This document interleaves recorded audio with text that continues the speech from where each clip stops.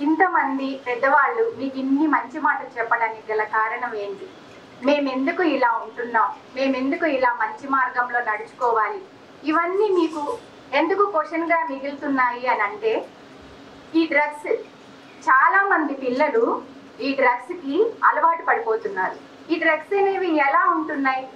ఒక చాక్లెట్ రూపంలోను, ఒక షుగర్ రూపంలోను, ఒక ఆకు రూపంలోను, ఈ విధంగా అనేక రకాలుగా, ఒక మత్తు పదార్థంగాను, డ్రింకింగ్, ఇలాంటి ఈ విధంగా అనేక రకాలుగా ఈ డ్రగ్స్ అనేవి ఉన్నాయి. మనం వాటిని గుర్తు పట్టాలి. ఎందుకు?